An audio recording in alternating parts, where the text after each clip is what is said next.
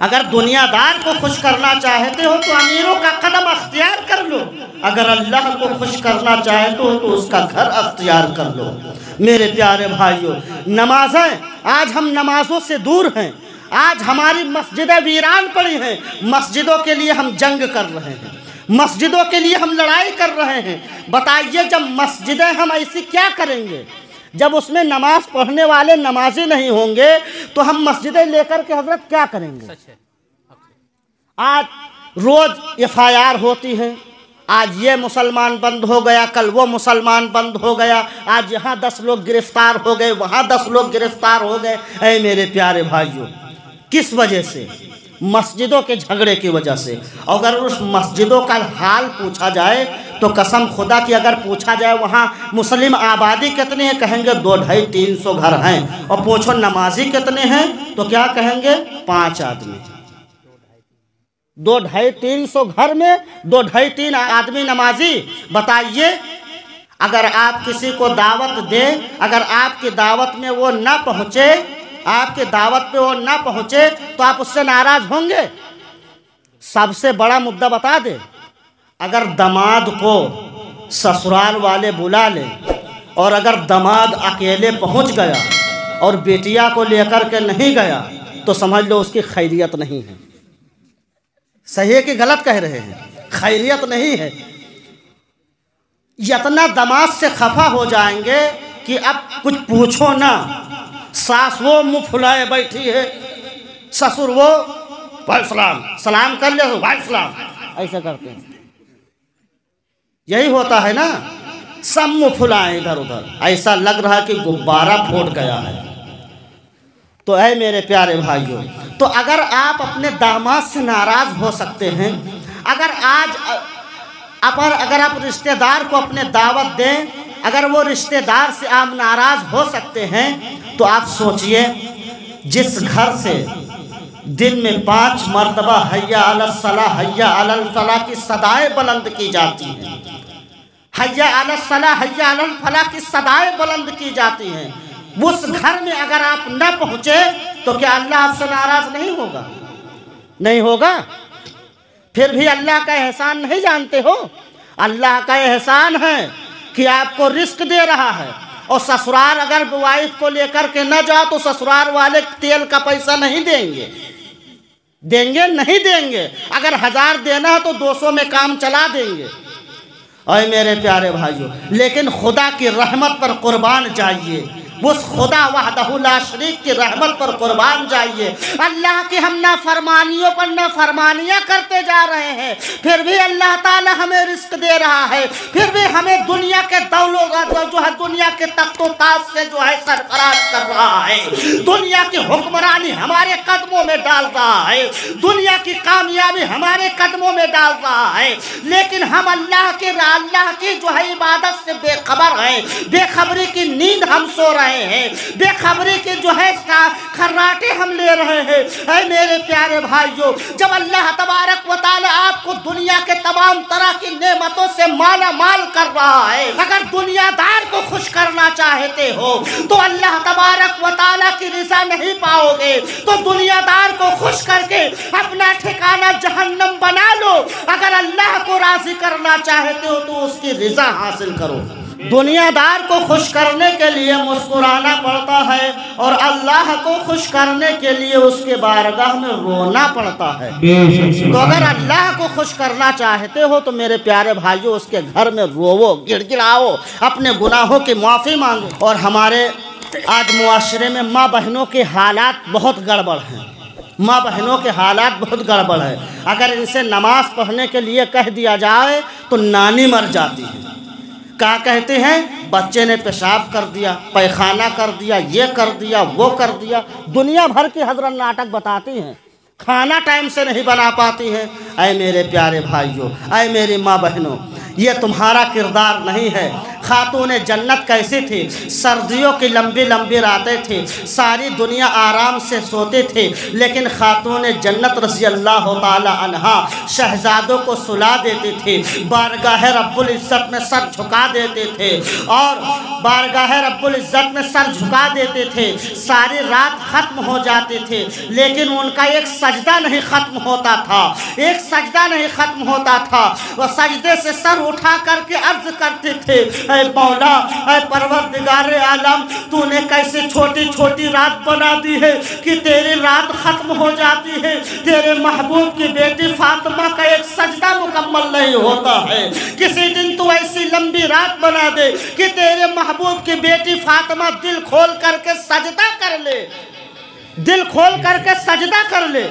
और आज उनकी कनीज़ाएं, उनकी कनीज़ें ये काम कर रही हैं कि उनसे नमाज पढ़ने के लिए कह दिया जाए तो 72 बहाने बताती है। बच्चे ने पेशाब कर लिया है, पाखाना कर लिया है, खाना टाइम से नहीं बन पाता है, घर के काम काज इतना करती हूँ कि कपड़े लत्ते धुलने में पूरा दिन चला जाता है, यह काम वह काम, दुनिया भर के काम।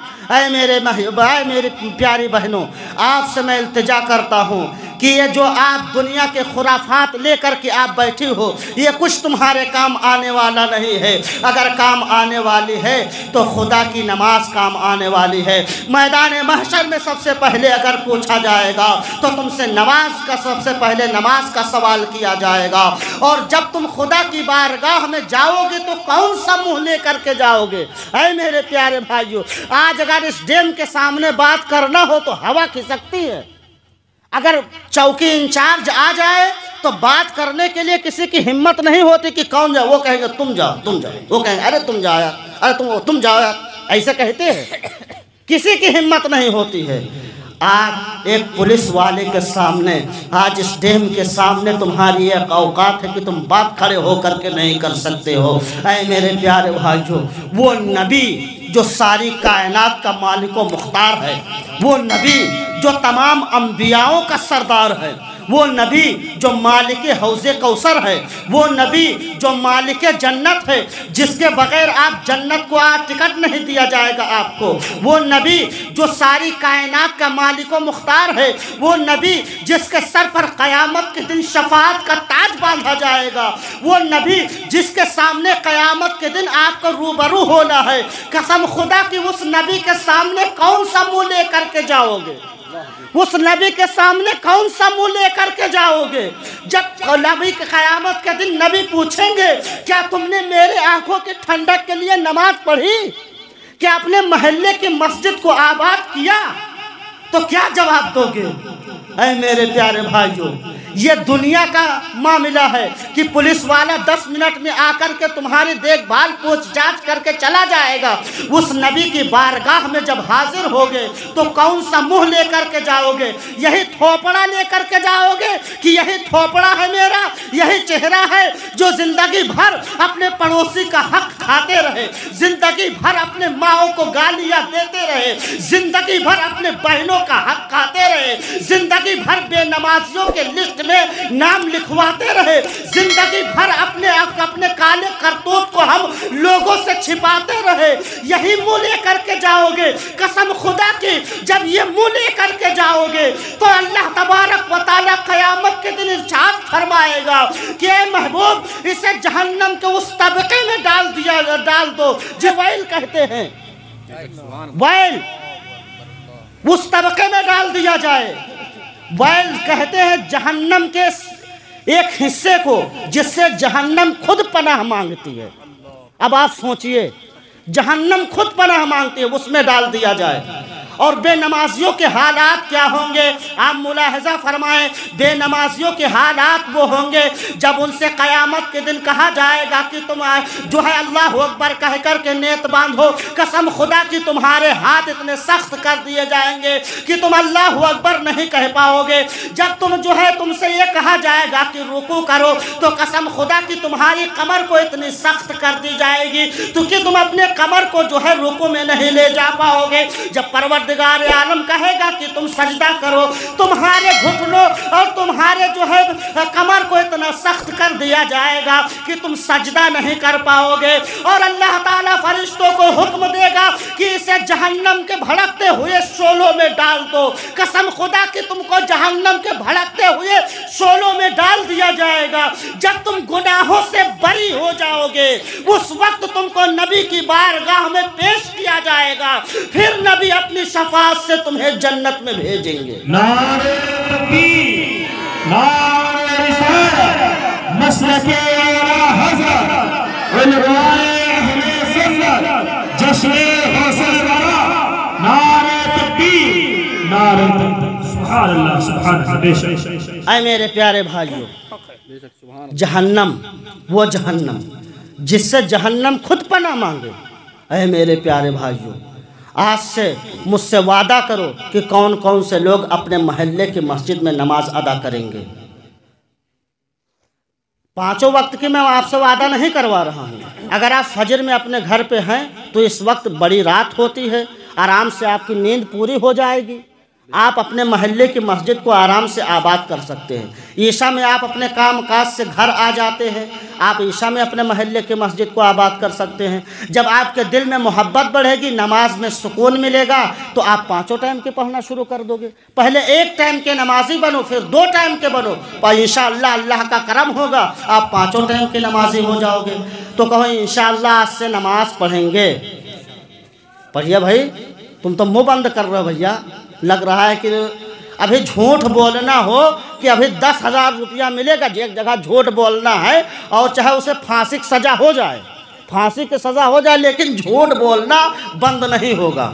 ये है हमारे कौम मुस्लिम का हाल। ए मेरे प्यारे भाइयों, ये हाल क्या बताएं। फिलहाल हर कोई जानता है कि नमाज का कितना बड़ा गुनाह है, नमाज ना पढ़ने में कितना बड़ा गुनाह है। ऐ मेरी प्यारी माँ बहनों, आप भी अल्लाह की बारगाह में आपको भी जाना है। अल्लाह की बारगाह में तौबा कीजिए और अपने गुनाहों से माफ़ी कीजिए। आप भी नमाज अदा कीजिए, ठीक है। आप नमाज पढ़िए कि नमाज ही हमारी कामयाबी है।